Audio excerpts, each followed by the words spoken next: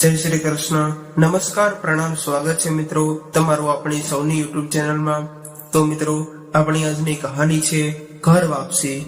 મિત્રો, આપણે જાણીએ છીએ કે ઘરમાં નાની નાની વાતોને લઈને પતિ પત્ની વચ્ચે, સાસુ વહુ વચ્ચે, દેરાણી જેઠાણી વચ્ચે ઝઘડાઓ થતા રહે છે. અને ક્યારેક તો એ ઝઘડાઓ એવું મોટું સ્વરૂપ લઈ લેતા હોય છે કે પાછળથી પછતાવા સિવાય કશું મળતું નથી. તો મિત્રો, આપણી આજની કહાની કંઈક આવા જ વિષય પર છે, જેમાં પતિ પત્ની વચ્ચેના ઝઘડાએ એવું સ્વરૂપ લઈ લીધું કે વાત છૂટાછેડા સુધી પહોંચી ગઈ. પરંતુ પત્ની જ્યારે તેનો સામાન લેવા આવી ત્યારે તેણે કંઈક એવું જોયું કે તેના પગ નીચેથી જમીન સરકી ગઈ. તો મિત્રો, આ કહાની એક પારિવારિક કહાની છે અને નાના મોટા દરેક લોકોએ ખૂબ જ સમજવા લાયક અને વિચારવા લાયક કહાની બનવાની છે. તો મારી તમને વિનંતી છે કે થોડો સમય કાઢીને આ કહાનીને અંત સુધી ધ્યાનથી સાંભળજો અને પસંદ આવે તો વિડીયોને લાઈક કરીને વધુમાં વધુ શેર પણ કરજો. તેમજ તમે આવી કેટલી અવનવી કહાની સાંભળવા માંગતા હોય અને હજુ સુધી આ ચેનલને સબસ્ક્રાઇબ ન કરી હોય તો અત્યારે જ આ ચેનલને સબસ્ક્રાઇબ કરી દેજો, જેથી અમારા નવા આવનારા વિડીયોની માહિતી તમારા સુધી સૌથી પહેલા પહોંચે.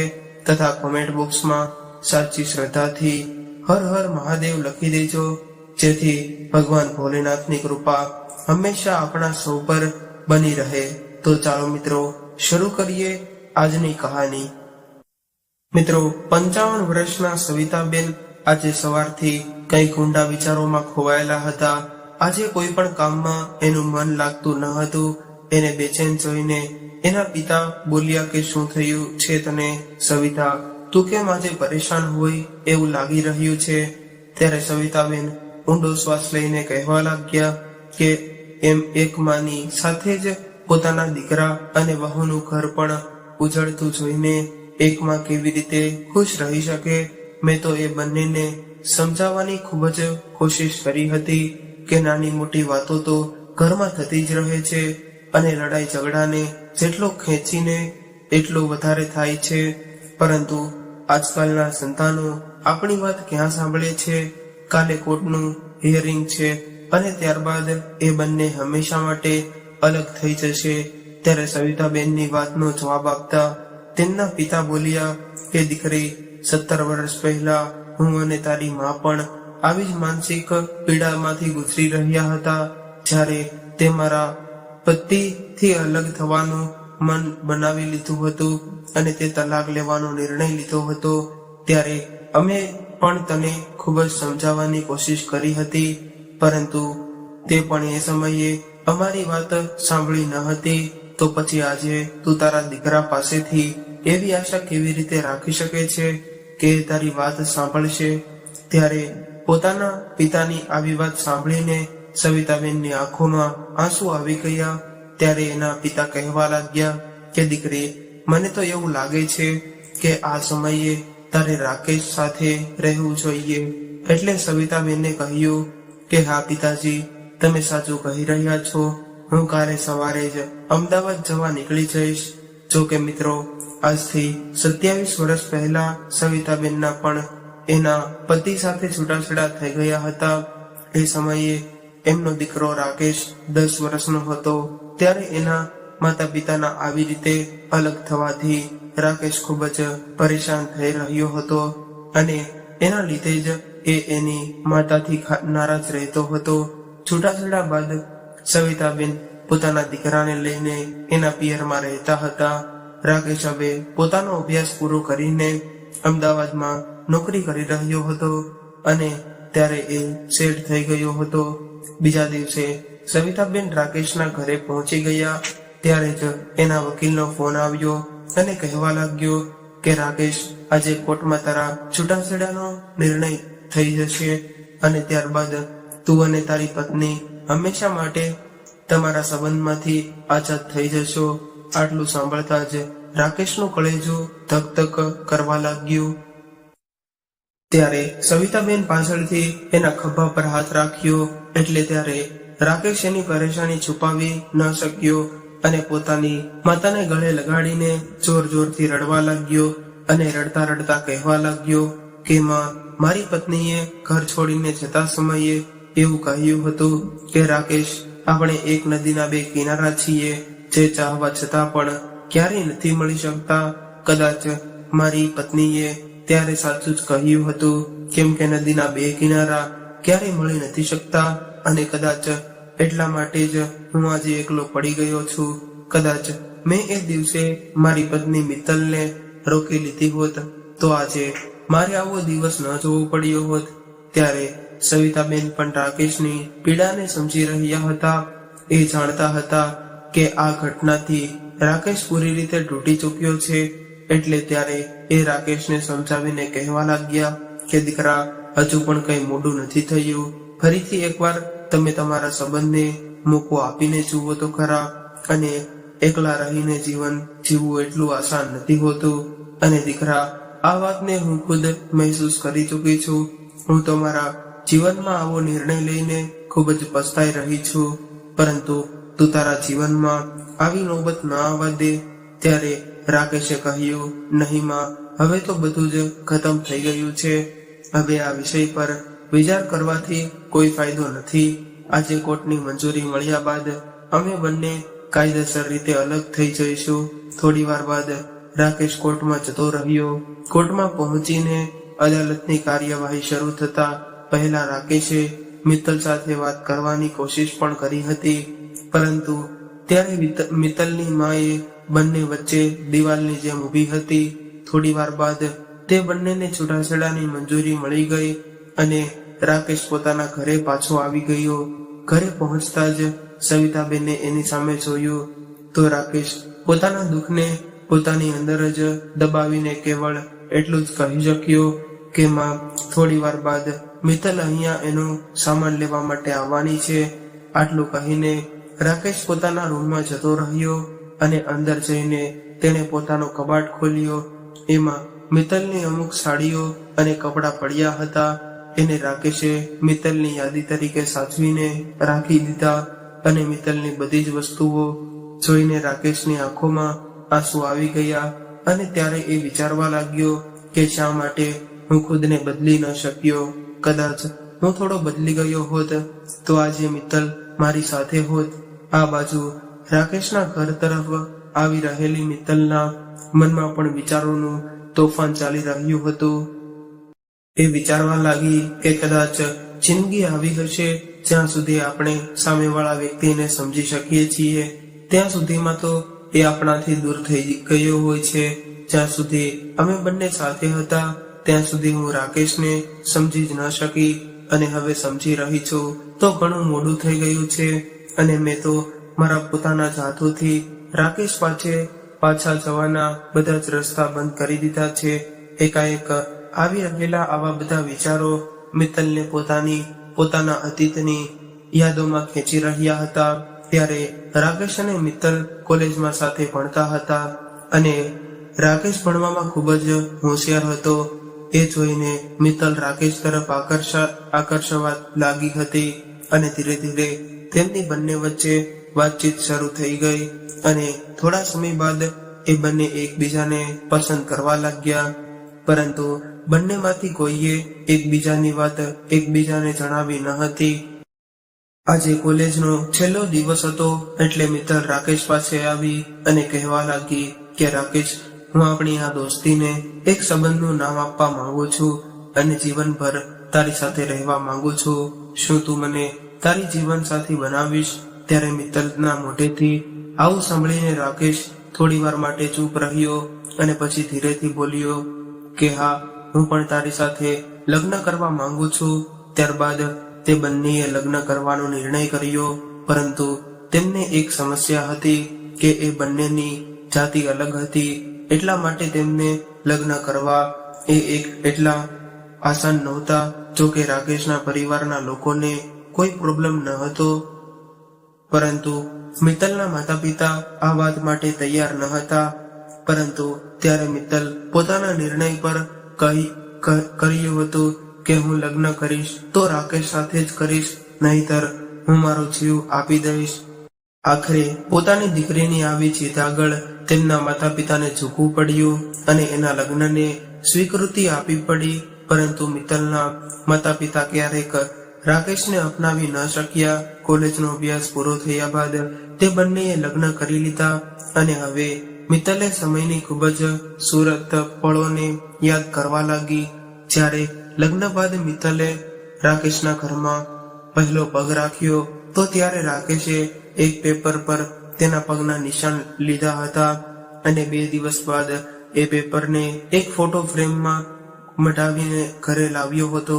ત્યારે મિત્તલે જોઈને હેરાન રહી ગઈ અને કહેવા લાગી કે અરે, આ મારા પગના નિશાન તો તમે ત્યારે લીધા હતા જ્યારે હું લગ્ન કરીને આ ઘરમાં આવી હતી, પરંતુ તમે આને ફોટો ફ્રેમમાં મટાવીને કેમ લાવ્યા છો? ત્યારે રાકેશ બોલ્યો કે મિત્તલ, માતા પિતા પોતાની દીકરીને એક અજાણ્યા વ્યક્તિને જીવનભર સાથ નિભાવવા માટે સોંપી દે છે તો એ વ્યક્તિની પણ ફરજ બને છે કે પોતાના ઘરની લક્ષ્મીને એટલો જ પ્રેમ અને સન્માન આપે જેટલો પ્રેમ એને એના માતા પિતાના ઘરે મળતો હોય છે. ત્યારે રાકેશના આવા વિચારો જાણીને મિત્તલ હેરાન રહી ગઈ. ત્યારે એને યાદ આવ્યું કે પોતાના લગ્ન બાદ રાકેશ કેવી રીતે સવારે ઉઠીને ઘરનું બધું જ કામ કરવામાં મારી મદદ કરતો હતો. ત્યારે મિત્તલને પોતાના જીવનના બધા જ દ્રશ્યો એક ફ્રેમની અંદર તેની આંખો સામે દેખાઈ રહ્યા હતા. ત્યારે રાકેશે કહ્યું હતું કે મિત્તલ, હવે આ ઘર આપણા બંનેનું છે અને આ ઘર તો આપણા સપનાનું ઘર છે. આપણા બંનેથી તો આ ઘર છે, નહીતર તો ઈંટોથી બનેલી એક ઇમારત છે. અને જ્યારે આ ઘર આપણા બંનેનું છે તો ઘરનું કામ પણ તારી એકલીને નથી કરવાનું, હું પણ તારી મદદ કરાવીશ. શું પત્ની એકલી જ આખી જિંદગી વાસણ અને કપડાં ધોતી રહેશે? શું વાસણ અને કપડાં પુરુષ ન ધોઈ શકે? અને મિત્તલ, કામ તો કામ હોય છે, એની પાસે સમય હોય તે કરી શકે છે. આટલું કહીને રાકેશ રસોડામાં ચા બનાવવા માટે ગયો અને થોડી વારમાં ચા લઈને આવ્યો અને ચા પીધા બાદ પૂછવા લાગ્યો કે મિત્તલ, હવે એ જણાવ કે મારા હાથે લખે બનેલી ચા તને કેવી લાગી? એટલે મિત્તલ કહેવા લાગી કે અરે પતિદેવ, તમે આ ચા બનાવો અને મને પસંદ ન આવે એવું ક્યારે બની શકે? ત્યારે રાકેશ બોલ્યો કે મને તારી પાસેથી આવી જ આશા હતી. મિત્રો, આવી રીતે ધીરે ધીરે સમય વીતવા લાગ્યો અને દિવાળી આવી રહી હતી. એટલે મિત્તલ રાકેશ પાસે આવીને કહેવા લાગી કે રાકેશ, આજે સાંજે મારા મમ્મી પપ્પા મીઠાઈ આપવા માટે આપણા ઘરે આવવાના છે, એટલે તમે સાંજે વહેલા ઘરે આવજો. ત્યારે રાકેશે કહ્યું કે હા, હું આજે વહેલો આવી જઈશ. આવું કહીને રાકેશ ઓફિસે જવા માટે નીકળી ગયો. હવે સાંજ થઈ એટલે મિત્તલના મમ્મી પપ્પા આવી ગયા. ત્યારે રાકેશ અને મિત્તલે એનું ખૂબ જ સારી રીતે સ્વાગત કર્યું. આ બધું જોઈને મિત્તલના મમ્મી પપ્પા ખૂબ જ ખુશ થઈ ગયા અને આવી રીતે ધીરે ધીરે સમય વીતવા લાગ્યો. પરંતુ એક દિવસ રાકેશ સાંજે ઓફિસેથી ઘરે આવ્યો ત્યારે મિત્તલ પોતાના મોબાઈલમાં વ્યસ્ત હતી. કદાચ તે એની બહેનપણીઓ સાથે વાત કરી રહી હશે. રસોડામાં કંઈક બળી રહેલું હોય એવી સ્મેલ આવી રહી હતી. એટલે રાકેશ સીધો રસોડામાં ગયો. ત્યારે જ રસોડામાં ગયો અને ગેસ બંધ કરીને બહાર આવ્યો અને કહેવા લાગ્યો કે મિત્તલ, રસોડામાં ગેસ પર રાખેલું બધું જ દૂધ ઉભરાઈ ગયું છે અને તું અહીંયા ફોનમાં ખોવાયેલી છો. તને મેં કેટલી વાર કહ્યું છે કે ફોનમાં એટલી બધી ખોવાઈ ન જા કે બહારથી દુનિયાના લોકો સાથે સંબંધ તૂટી જાય. ત્યારે મિત્તલ ગુસ્સો કરીને બોલી ઉઠી કે તમે તો વારે વારે ફોનના નામનું રટણ કર્યા રહો છો. મને તો કઈ સમજાતું નથી કે મારા ફોનથી તમને આટલો બધો શું પ્રોબ્લેમ છે? ફોનનું નામ લઈને હંમેશા તમે મને ટોકતા રહો છો. અરે દુનિયાને જુઓ, દુનિયા ક્યાં પહોંચી ગઈ છે અને તમે તમારી સાથે જુઓ, તમે તો ખુદ જ હજારો સાલ પાછળના આદિમાનવની જેમ જીવી રહ્યા છો. શું તમે ક્યારે કોઈ સોશિયલ મીડિયાના સાઇટ પર તમારું કોઈ એકાઉન્ટ બનાવ્યું છે? તો તમને ખબર પડે કે દુનિયા કેવી છે અને કેટલી રંગીન છે. સોશિયલ મીડિયામાં નવા નવા મિત્રો બને છે અને એ અલગ દુનિયા જેવા મળે છે. સોશિયલ મીડિયામાં લોકો એકબીજાના ફોટાને લાઈક કરે છે, કોમેન્ટ કરે છે અને એના વખાણ કરે છે. અને અહીંયા તમે ખુદને જુઓ, એન્ડ્રોઈડ ફોનના જમાનામાં તમે બટન વાળો ફોન રાખો છો અને એ પણ 10 વર્ષ જૂનો છે. તમે તમારા કપડા સામે તો જુઓ, તમને તો સફેદ અને કાળા કલર સિવાય બીજો રંગ પણ પસંદ નથી. પરંતુ રાકેશ, મારે તમારી જેમ રંગો વગરની દુનિયા જિંદગી નથી જીવવી. હું તો આવા જીવનથી પરેશાન થઈ ગઈ છું. ત્યારે રાકેશ બોલ્યો, મિત્તલ, મારા જીવનમાં તો ફક્ત એ લોકોની જ અહેમિયત છે જે મારા પોતાના છે, જે લોકો સંબંધોમાં મારી સાથે જોડાયેલા છે. એના સિવાય મારે કોઈની સાથે કંઈ લેવા દેવા નથી. અને મારા સંબંધો છે એને તો હું સારી રીતે નિભાવી લઉં છું, તો પછી મારે બીજું શું જોઈએ? અને મેં તો તને પહેલા જ સમજાવી હતી કે જરૂરતથી વધારે કોઈ પણ વસ્તુ સારી નથી હોતી. અને તું પણ આ બધી વસ્તુઓ ઓછો ઉપયોગ કરીશ એ જ તારા માટે સારું રહેશે. કારણ કે અમુક સમય બાદ આ બધી વસ્તુની આદત પડી જાય છે. તને તો ફોનની એટલી બધી આદત પડી ગઈ છે કે એની સામે હવે તને તારા સંબંધો પણ નાના દેખાઈ રહ્યા છે. ત્યારે રાકેશની આવી વાત સાંભળીને મિત્તલ ભડકી ઉઠી અને કહેવા લાગી કે કદાચ તમને મારાથી જ અને મારા ફોનથી એટલી જ નફરત હોય તો પછી મને ડિવોર્સ કેમ નથી આપી દેતા? અરે, મને તો તમારો ચહેરો નથી આપી દેતા. અરે, મને તો તમારો ચહેરો જોઈને પણ નફરત થવા લાગી છે.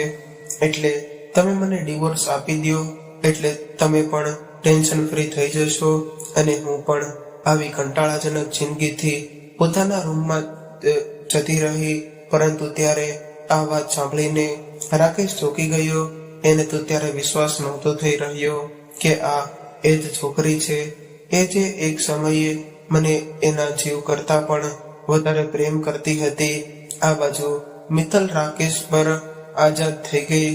જઈશ આવું કહીને મિત્તલ પોતાના રૂમમાં જતી રહી. પરંતુ ત્યારે આ વાત સાંભળીને રાકેશ ચોંકી ગયો. એને તો ત્યારે વિશ્વાસ નહોતો થઈ રહ્યો કે આ એ જ છોકરી છે જે એક સમયે મને એના જીવ કરતા પણ વધારે પ્રેમ કરતી હતી. આ બાજુ મિત્તલ બિસ્તર પર પડીને આંસુ વહેડાવા લાગી અને વિચારવા લાગી કે મારા મમ્મી પપ્પા સાચું જ કહેતા હતા કે દીકરી, રાકેશ તારા લાયક છોકરો છે જ નહીં. પરંતુ ત્યારે મેં એની એક પણ વાત ન સાંભળી અને મેં મારા મનનું ધાર્યું કરીને આવડી મોટી ભૂલ કરી નાખી છે. આટલું બધું થયું હોવા છતાં પણ ધીરે ધીરે સમયની સાથે હાલત સામાન્ય થવા લાગી.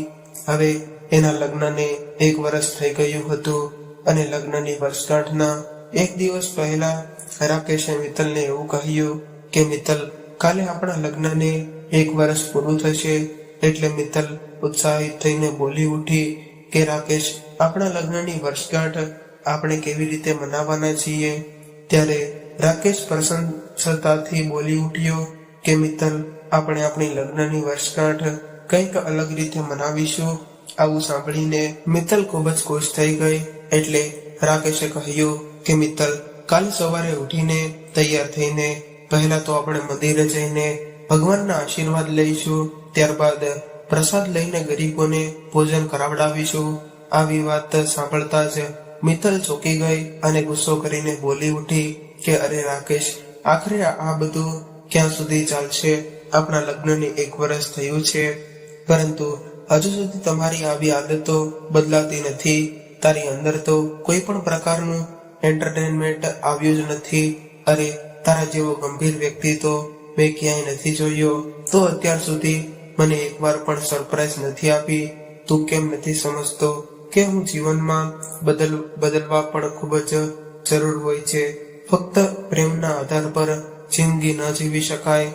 અરે, આપણને જીવન તો એકવાર મળે છે અને આ જીવનમાં દરેક લોકોના કંઈક ને કંઈક સપના હોય છે અને કંઈક ઈચ્છાઓ હોય છે. તું આ બહારના લોકોને જોતો ખરો, કેટલા મોડર્ન હોય છે, કેટલા એડવાન્સ હોય છે. અને મને તો એવું જીવન જીવવામાં મજા આવે છે. લેટ નાઇટ પાર્ટી કરવાની અને હોટલમાં ડિનર તેમજ એનિવર્સરી પર કેક કાપવાની. પરંતુ આ બધી વસ્તુ તો તારી જિંદગીથી ઘણી બધી દૂર છે. રાકેશ, તને ખબર છે કે મારી બહેનપણી પિંકીના લગ્ન પણ 1 વર્ષ પહેલા જ થયા હતા, પરંતુ એ એના પતિ સાથે એક વર્ષની અંદર 2 વાર તો ફોરેન ટૂર પર ફરી આવી છે અને ઇન્ડિયામાં તો કોણ જાણે કેટલી બધી જગ્યાએ ફરી ચૂકી છે, કેમ કે એ જે જગ્યાએ ફરવા જાય છે એના ફોટા હંમેશા સોશિયલ મીડિયામાં પોસ્ટ કરતી રહે છે. એ બંને તો કેટલા બધા ખુશ રહે છે. અને મારી જિંદગી બહેનપણી મીનાને તો એના જન્મદિવસ પર એના પતિએ એક શાનદાર સરપ્રાઈઝ ગિફ્ટ આપી હતી.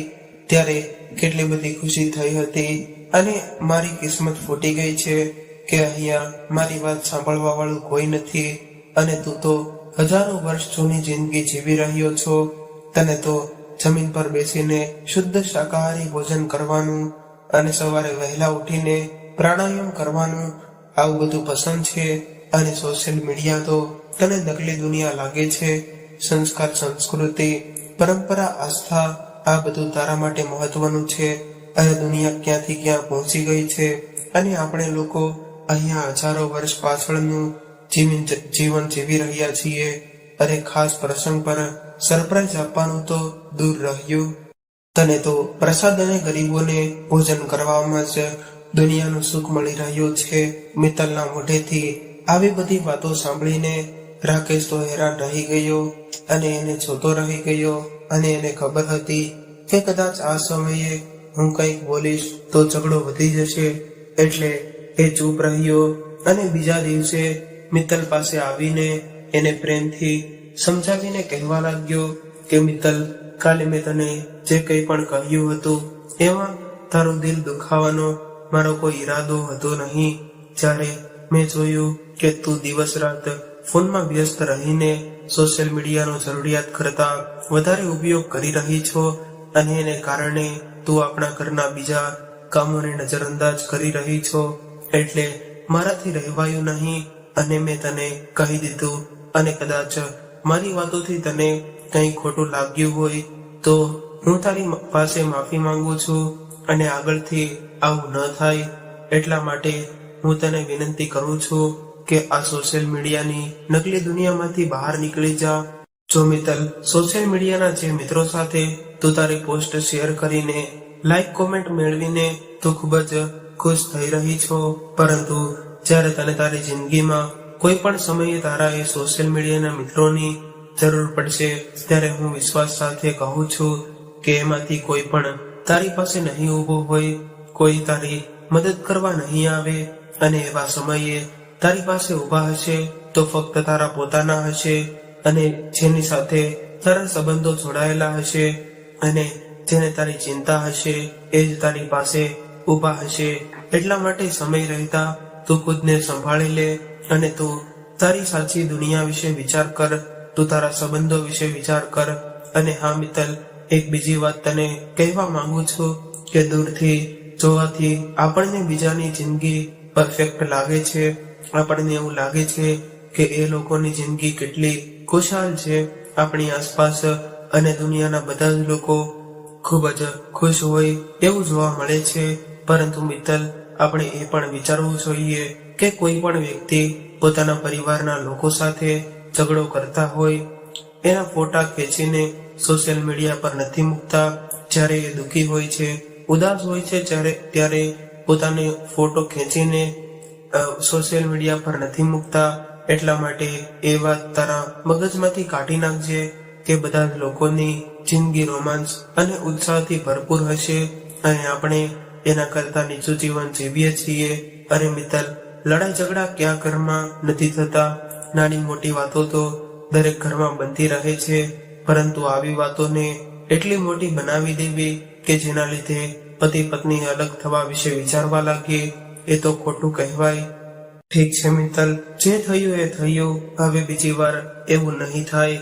અને મિત્તલ, આપણી જિંદગી એક ખૂબ મોટા પુસ્તક જેવી હોય છે. કાલે આપણી જિંદગીમાં જે કંઈ પણ થયું છે એ ફક્ત એક પુસ્તકના પાના જેવું હતું અને કદાચ કોઈ પુસ્તકને એનું પાનું ફાટી જાય અથવા તો ખરાબ થઈ જાય તો આપણે આખું પુસ્તક તો ફેંકી નથી દેતા. એટલા માટે આપણે જ સમજી વિચારીને રહેવું જોઈએ. ઠીક છે મિત્તલ, હવે હું ઓફિસે જાઉં છું, પરંતુ હું સાંજે આવું ત્યારે મને એ જ પહેલા જેવી હસતી અને ખિલખિલાતી હોય એવી મિત્તલને જોવા માંગુ છું. આવું કહીને રાકેશ ઓફિસે જતો રહ્યો, પરંતુ સંજય ઘરે આવ્યો ત્યારે એ હેરાન રહી ગયો, કેમ કે મિત્તલ તો પોતાનો બેગ પેક કરી રહી હતી. એટલે રાકેશ બોલ્યો કે મિત્તલ, શું ક્યાં જવાની તૈયારી કરી રહી છો? શું તારા પિયરમાંથી કોઈનો ફોન આવ્યો હતો? ત્યારે મિત્તલે કહ્યું કે હા રાકેશ, હવે હું હંમેશા માટે મારા મમ્મીના ઘરે જઈ રહી છું. હવે હું આ ઘરમાં ક્યારેય પાછી નહીં આવું. મિત્તલની આવી વાત સાંભળીને રાકેશ ચોંકી ગયો. પછી થોડી વાર બાદ ખુદને સંભાળીને કહેવા લાગ્યો કે મિત્તલ, તું તો એવું કહી રહી હતી કે એક જ જિંદગી છે, તો પછી તો થોડો વિચાર તો કર કે શું આપણી જિંદગી આપણને લડવા ઝઘડવા માટે મળી છે? આપણે બંને પ્રેમથી સમજી વિચારીને સાથે રહીને પણ ખૂબ જ સારી રીતે જીવી શકીએ છીએ. ત્યારે મિત્તલ બોલી કે રાકેશ, મારે કઈ નથી સમજવું, એટલે તમે આપણું ભાષણ તમારી પાસે રાખો.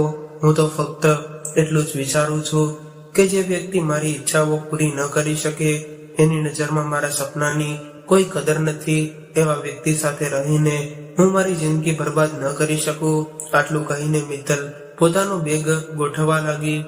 ત્યારે રાકેશ બોલ્યો કે ઠીક છે મિત્તલ, કદાચ હું તને એટલો જ ખરાબ લાગુ છું તો પછી હું આ ઘર છોડીને જઈ શકે છે, પરંતુ એક વાત યાદ રાખજે કે અહીંથી ગયા બાદ તારા માટે આ ઘરના દરવાજા હંમેશા માટે બંધ થઈ જશે. તું ચાહવા છતાં પણ ફરીથી મારા જીવનમાં ક્યારેય નહીં આવી શકે. ત્યારે મિત્તલે ગુસ્સો કરીને એવું કહ્યું કે તારા જેવા વ્યક્તિની જિંદગીમાં હું પાછી આવવા પણ નથી માંગતી.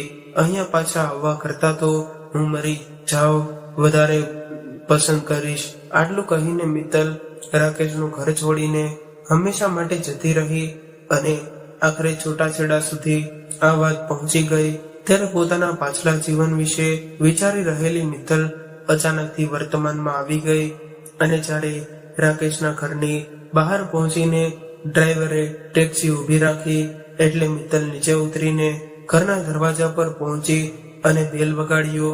ત્યારે એની અંદરથી ઘરની નંબર પ્લેટ પર પડી કે એમાં એવું લખ્યું હતું કે મિત્તલ અને રાકેશનું સપનાનું ઘર. નેમ પ્લેટ જોતા જ એની આંખોમાં આંસુ આવી ગયા અને ત્યારે બેલનો અવાજ સાંભળીને સવિતાબેને દરવાજો ખોલ્યો એટલે મિત્તલ તરત જ એને પગે લાગી. ત્યારે સવિતાબેનના મોઢામાંથી હંમેશાની જેમ સદા સુહાગન રહો એવા આશીર્વાદ નીકળ્યા. એટલે મિત્તલ હેરાનીથી એની સામે જોવા લાગી. એ જ સમયે મિત્તલના મોબાઈલમાં રિંગ વાગી એટલે એણે ફોન ઉઠાવ્યો અને કહ્યું કે હા મમ્મી, હું પહોંચી ગઈ છું. એટલે એની માં કહેવા લાગી કે તારે વધારે સમય સુધી ત્યાં રોકાવાની કોઈ જરૂર નથી, તું તારો સામાન ઉઠાવ અને ત્યાંથી નીકળી જા. ઠીક છે મમ્મી, આવું કહીને એણે ફોન મૂકી દીધો. ત્યારબાદ અંદર આવી તો જાણે જૂની યાદોએ એને ઘેરી લીધી હોય, કેમ કે એના હાથોથી સજાયેલું એ ઘર હજુ પણ બિલકુલ એવી જ રીતે હતું. સામેની દિવાલે દુલ્હનના રૂપમાં સજેલી મિત્તલની ખૂબસૂરત તસવીર લાગેલી હતી, જે આજે પણ એને પૂછી રહી હતી કે કેમ મિત્તલ, શું તે તારા સપનાની ઉડાન પૂરી કરી લીધી જેના લીધે તું રાકેશને છોડીને અહીં ગઈ હતી?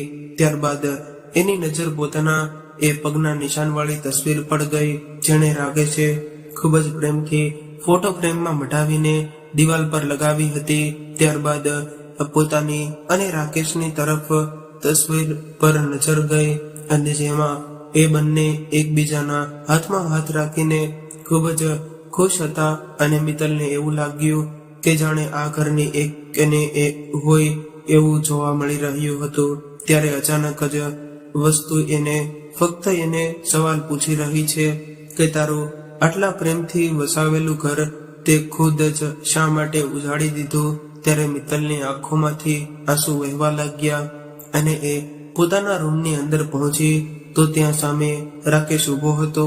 મિત્તલના હાથમાં કોટના કાગળ જોઈને રાકેશ મનમાં ને મનમાં બોલી ઉઠ્યો કે મિત્તલ, ભલે આ કાગળમાં લખેલી બધી જ વસ્તુઓ તું અહીંથી લઈ જા, પરંતુ આપણા બંને વચ્ચે સૌથી વધારે જરૂરી વસ્તુ હતી એ તો આ કાગળમાં પણ નથી લખી. શું આ કાગળનો ટુકડો એટલો બધો જરૂરી હતો?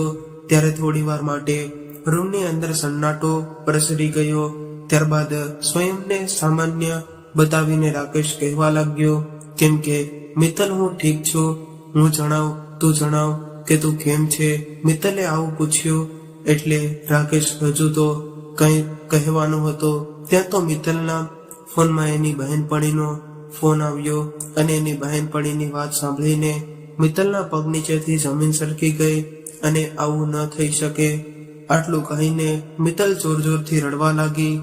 મિત્તલના રડવાનો અવાજ સાંભળીને સવિતાબેન પણ દોડીને રૂમની અંદર આવ્યા અને આ બાજુ રાકેશ પણ ગભરાઈ ગયો હતો કે આખરે શું વાત છે. ત્યારે મિત્તલ રડતા રડતા કહેવા લાગી કે રાકેશ, મારી બહેનપણી પિંકીને આત્મહત્યા કરવાની કોશિશ કરી છે અને આ સમયે એ હોસ્પિટલમાં એડમિટ છે, એટલે મારે અત્યારે એને મળવા જવું પડશે. આટલું કહીને મિત્તલ જ્યારે ઘરની બહાર જવા લાગી ત્યારે રાકેશ બોલ્યો કે મિત્તલ, ઊભી રહી છે, હું પણ સાથે આવું છું. ત્યારબાદ મિત્તલ રાકેશ સાથે સ્કૂટર પર બેસીને પોતાની બહેનપણીને મળવા હોસ્પિટલે પહોંચી અને ત્યાં જઈને પૂછવા લાગી કે પિંકી, આખરે તે આવું પગલું કેમ ભર્યું અને શા માટે કરતા? પહેલા તને તારા પરિવારના લોકો વિશે પણ વિચાર ન આવ્યો કે તારા પતિ વિશે પણ વિચાર્યું કે તારા વગર એ કેવી રીતે જીવી શકશે? ત્યારે પિંકી બોલી કે અરે, મારા પતિએ જ મને આવું પગલું ભરવા માટે મજબૂર કરી છે. આટલું સાંભળતા જ મિત્તલ આશ્ચર્યચકિત થઈ ગઈ અને કહેવા લાગી કે પિંકી, પરંતુ તું આ કેવી રીતે બની શકે? તને તો એકબીજા સાથે ખૂબ જ ખુશ હતા. ત્યારે પિંકી કહેવા લાગી કે અરે મિત્તલ, કેવી રીતે એક સ્ત્રીને કદાચ ગમે એટલો એશો આરામ મળી જાય પરંતુ એના પતિનો પ્રેમ ન મળે તો એવી જિંદગી જીવવાનો શું ફાયદો? મારા પતિને તો કોઈ બીજી છોકરી પસંદ છે, તો પછી હું જીવીને શું કરું? ત્યારે પિંકીની સચ્ચાઈ જાણીને મિત્તલની આંખો ફાટી રહી ગઈ અને એ ખુદને સંભાળી નહોતી શકતી. એકાએક એને પોતાના અને રાકેશના સંબંધ વિશે ખ્યાલ આવ્યો અને એ વિચારવા લાગી કે રાકેશ તો ફક્ત મને જ પ્રેમ કર્યો હતો. એને તો પોતાના પ્રેમમાં ક્યારેય કમી નથી આવવા દીધી અને એણે તો મારી દરેક જરૂરિયાતોને પૂરી કરવાની ખૂબ જ કોશિશ કરી હતી. તો પછી અમારા બંનેનો સંબંધ આખરે કેવી રીતે તૂટી ગયો? થોડી વાર બાદ મિત્તલ અને રાકેશ હોસ્પિટલમાંથી બહાર આવ્યા એટલે રાકેશ પૂછવા લાગ્યો કે ક્યાં જવું છે? મિત્તલ, કદાચ અત્યારે તારા ઘરે જવું હોય તો હું તને મૂકી જાઉં છું. તારો સામાન તું કાલે આવીને લઈ જજે. એટલે મિત્તલે કહ્યું કે નહીં રાકેશ, અત્યારે આપણે તારા ઘરે લઈ જઈએ, કેમ કે એકવાર હું મારા મમ્મીના ઘરે જતી રહીશ તો પછી ક્યારે નહીં આવી શકું. ત્યારબાદ રસ્તામાં મિત્તલના મગજમાં વિચારોનું તોફાન ચાલતું હતું અને વિચારવા લાગી કે રાકેશ સાચું કહેતો હતો કે બધા જ લોકો સોશિયલ મીડિયા પર ખુશ જોવા મળે છે, પરંતુ એવું જરૂરી નથી કે એ બધા જ લોકો પોતાની રિયલ જિંદગીમાં પણ ખુશ હોય. અને આપણે એવા લોકોને જોઈને આપણી તુલના એવા લોકો સાથે કરવા લાગીએ છીએ અને એવું ચાહીએ છીએ કે આપણે પણ એવી જ જિંદગી જીવીએ. આવી ચાહતના કારણે આપણી પાસે જે હોય છે એનું મહત્વ આપણે નથી સમજી શકતા. રસ્તામાં રેડ સિગ્નલ પર રાકેશે સ્કૂટર રોક્યું ત્યારે મિત્તલે જોયું કે એની બાજુમાં એક મોટરસાયકલ પર એક નવવિવાહિત જોડી ઊભી હતી અને એ બંનેના ચહેરા પર મુસ્કુરાહટ હતી, એક સુકૂન હતું. એ સ્ત્રીને જોઈને એવું લાગી રહ્યું હતું કે એ એના પતિ સાથે રહીને પૂર્ણ રૂપથી સુરક્ષિત હોય એવું મહેસૂસ કરી રહી હતી. આ જોઈને મિત્તલ વિચારવા લાગી કેટલો મધુર હોય છે આવા વ્યક્તિઓનો સાથ જે આપણને ખૂબ જ પ્રેમ કરતો હોય, કેટલો બધો મહત્વપૂર્ણ હોય છે આવા વ્યક્તિઓનો પ્રેમ કે જેને પામીને એક સ્ત્રી પોતાની બધી જ પીડાઓ ભૂલી જાય છે. એક સમયે હું પણ રાકેશ સાથે આવી જ જિંદગી જીવી રહી હતી. ત્યારે જ પોતાના હાથમાં કોટના કાગળ જોઈને એ મનમાં ને મનમાં બોલી ઉઠી કે અરે, આ કાગળના ટુકડાએ તો મારી પાસેથી ફક્ત મારો પ્રેમ નહીં, પરંતુ મારી બધી જ ખુશીઓને હંમેશા માટે છીનવી લીધી છે. મારા ખૂબસૂરત દિવસોને છીનવી લીધા છે. જે દિવસે મેં અને રાકેશે સાથે રહીને વિતાવ્યા હતા, એ બધું જ છીનવી લીધું છે. થોડી વાર બાદ એ બંને ઘરે પહોંચી ગયા એટલે રાકેશ બોલ્યો કે મિત્તલ, તું રૂમમાંથી તારો સામાન લઈ લે. આટલું કહીને રાકેશ સવિતાબેનના રૂમ તરફ જવા લાગ્યો અને ત્યારે મિત્તલ બોલી કે રાકેશ, મારે તારી સાથે એક વાત કરવી છે. ત્યારે રાકેશે મિત્તલ તરફ જોયું એટલે મિત્તલની આંખોમાંથી આંસુ વહી રહ્યા હતા. મિત્તલને રડતી જોઈને રાકેશ કહેવા લાગ્યો કે અરે મિત્તલ, તારી તબિયત તો બરાબર છે ને? અહીંયા બેસ અને તને શું થયું છે? તું શું કહેવા માંગે છે? રાકેશ આવી રીતે બેસીને શાંતિથી મિત્તલને પૂછવા લાગ્યો, પરંતુ મિત્તલ ચાહતા હોવા છતાં પણ કંઈ બોલી ન શકી. એનું દિલ ગભરાઈ રહ્યું હતું અને એ શૂન્ય મસ્તક થઈને બેઠી હતી. થોડી વાર બાદ રાકેશે પૂછ્યું કે મિત્તલ, એક વાત પૂછું, આટલા મહિનાથી આપણે બંને એકબીજાથી અલગ રહ્યા છીએ અને આ સમય દરમિયાન શું તને એક પળ માટે પણ એવું મહેસૂસ ન થયું કે તારે મારી સાથે વાત કરવી જોઈએ? અરે એકવાર મને ફોન તો કરી લીધો હોત. શું આપણો સંબંધ આટલો બધો કમજોર હતો? આટલું કહેતા કહેતા રાકેશનો અવાજ પણ રૂંધાવા લાગ્યો. ત્યારે મિત્તલ ધીરેથી બોલી કે રાકેશ, સાચું કહ્યું તો આ ઘરમાંથી જવાનો નિર્ણય લઈને મેં મારા ખુદના પગમાં કુહાડી મારી હતી અને હું તો તારાથી થોડી નારાજ થઈ હતી, પરંતુ એ નારાજગીના લીધે મેં ગુસ્સામાં આવીને મારા જ સ્નેહીઓને મારી નફરતનો શિકાર બનાવી દીધા અને મને તો એ ખબર જ ન પડી. પરંતુ જ્યારે એ વાતનો અહેસાસ થયો ત્યાં સુધીમાં તો હું કોર્ટના પેપર પર સાઇન કરી ચૂકી હતી. અરે મારા સપનાઓ અને મને તારાથી એટલી બધી દૂર કરી દીધી કે ફરીથી વળીને તારી પાસે આવી ન શકી. રાકેશ, આ બધી વાતોમાં ભૂલ તો મારી હતી, પરંતુ સજા આપણે બંને ભોગવી રહ્યા છીએ. પરંતુ રાકેશ, આજે મને એવો અહેસાસ થઈ રહ્યો છે કે આજે મારી પાસેથી બધું જ છૂટી રહ્યું હોય. આપણા છૂટાછેડા થઈ ગયા બાદ મને એવું લાગી રહ્યું છે કે મારી જિંદગી મારાથી દૂર જઈ રહી છે. આજે મને સમજાઈ રહ્યું છે કે જે વ્યક્તિ મારી સૌથી વધારે કદર કરતો હતો એ જ વ્યક્તિની મેં જ કદર નથી કરી. એ વાતો તે મને સમજવા માટે ઘણી બધી કોશિશ કરી હતી. એ વાતોએ સમયે મને ખોટી લાગી રહી હતી, પરંતુ ધીરે ધીરે દુનિયાદારીથી સમજ આવ્યા બાદ એ બધી જ વાતો મને સમજાઈ ચૂકી છે. આજના સમયમાં સંબંધો તૂટવાનું સૌથી મોટું કારણ એ જ છે કે આપણે આપણા સંસ્કારોથી મરજીથી જીવવા માંગીએ છીએ. સોશિયલ મીડિયાના આ જમાનામાં આપણે દિવસે ભરપૂર થઈ રહ્યા છીએ અને આપણે આપણી મોબાઈલમાં એટલા બધા વ્યસ્ત થઈ રહીએ છીએ કે આપણને આપણા પોતાનાઓ સાથે બેસવાનો ટાઈમ નથી મળી રહ્યો. એના લીધે આપણે આપણા સંબંધોને પૂરી રીતે નજરઅંદાજ કરી રહ્યા છીએ. પરંતુ રાકેશ, આ વાતોને સમજવામાં કદાચ મેં મોડું કરી દીધું છે.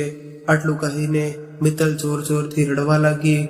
પછી થોડી વાર બાદ શાંત થઈને કહેવા લાગી કે રાકેશ, તમે પણ મને ફોન કરી શક્યા હતા અને તમે પણ ફોન કરીને મને મનાવવાની કોશિશ કરી શકતા હતા, અથવા તો તમે મને લેવા આવી શકતા હતા. ત્યારે રાકેશ બોલ્યો કે મેં એવું ઘણી વખત વિચાર્યું હતું, પરંતુ કદાચ અહમની દિવાલનો અભાવથી પણ વધારે મજબૂત બની ગઈ હતી. કદાચ મારા ઘમંડને મેં એક તરફ રાખીને પરિસ્થિતિને સમજવાની મેં કોશિશ કરી હોત તો આપણો સંબંધ તૂટવાથી બચી શક્યો હોત. આટલું કહેતા રાકેશની આંખોમાં આંસુ આવી ગયા. એટલે મિત્તલ રાકેશની સામે બેસીને માફી માંગવા લાગી અને કહેવા લાગી કે રાકેશ, મારાથી ખૂબ જ મોટી ભૂલ થઈ ગઈ છે. શું તું તારા દિલમાં ફરીથી એકવાર મને રહેવા માટે થોડી જગ્યા આપીશ? ત્યારે રાકેશ બોલ્યો કે અરે મિત્તલ, મારા દિલમાં તો હજુ પણ તારી જગ્યા એમને એમ જ ખાલી છે. તું ભલે શારીરિક રીતે મને છોડીને ગઈ હતી, પરંતુ તારા ગયા બાદ મારો કોઈ એવો દિવસ નથી ગયો કે જ્યારે હું તને યાદ કરીને રડ્યો ન હોય. એટલે પાછી આવી જા મિત્તલ, હું તને ખૂબ જ પ્રેમ કરું છું. રાકેશના આવા શબ્દો સાંભળીને મિત્તલ તો કંઈ બોલી ન શકી અને તરત જ ખોટના કાગળ ફાડી નાખ્યા. ત્યારે જ મિત્તલના ફોનમાં એની માનો ફોન આવ્યો અને કહેવા લાગી કે મિત્તલ, તું હજુ સુધી ઘરે પાછી કેમ નથી આવી? ક્યાં રહી ગઈ છો? એટલે મિત્તલ બોલી કે માં, હું ક્યાંયની મારા ઘરે પહોંચી ગઈ છું. એટલે હવે હું તમારા ઘરે પાછી નહીં આવું અને હવેથી આજ મારું ઘર છે. આટલું કહીને મિત્તલે ફોન મૂકી દીધો અને રાકેશને ગળે લાગી ગઈ. ત્યારે ભાવનાઓના બધા જ બંધોને એક સાથે તૂટી ગયા અને બંને ગળે લાગીને જોર જોરથી રડવા લાગ્યા. થોડી વાર બાદ રાકેશ અને મિત્તલને ખબર પડી કે સવિતાબેન ઘરે નથી. ત્યારે એણે માને શોધવા ઘરમાં શોધવાની ઘણી બધી કોશિશ કરી, પરંતુ માં ન મળી. એટલે રાકેશે તેની માને ફોન લગાવ્યો, પરંતુ ફોન પણ લાગતો ન હતો. લગભગ 1 કલાક બાદ સવિતાબેનનો ફોન આવ્યો. એટલે રાકેશ કહેવા લાગ્યો કે માં, તમે ક્યાં છો? અમને જણાવ્યા વગર ક્યાં જતા રહ્યા? ત્યારે સવિતાબેને કહ્યું કે બેટા, સામાન્ય રીતે તો બાળકો માતા પિતા પાસેથી ઘણું બધું શીખતા હોય છે, પરંતુ આજે મને મારા સંતાનો પાસેથી ઘણું બધું શીખવા મળી રહ્યું છે. એટલે હું તારા પપ્પાના ઘરે છું અને આજથી અને તારા પપ્પા સાથે રહીશું. તો મિત્રો, પતિ પત્ની વચ્ચે પ્રેમ અને તકરાર એ એક જ સિક્કાના 2 પહેલું હોય છે. એટલે નાની એવી વાતમાં કોઈ એવો નિર્ણય ન લેવો જોઈએ કે જેના લીધે જીવનભર મનમાં અફસોસ રહી જાય. તો મિત્રો, આ કહાની અહીંયા પૂર્ણ થાય છે. જો તમને આ કહાની પસંદ આવી હોય તો અમારી ચેનલને જરૂરથી સબસ્ક્રાઇબ કરી લેજો તથા કોમેન્ટ બોક્સમાં જય શ્રી કૃષ્ણ, હર હર મહાદેવ જરૂરથી લખી દેજો. ફરી મળીશું આવા જ એક નવા વિડીયો સાથે અને એક નવી કહાની સાથે. ત્યાં સુધી સૌને મારા જય શ્રી કૃષ્ણ.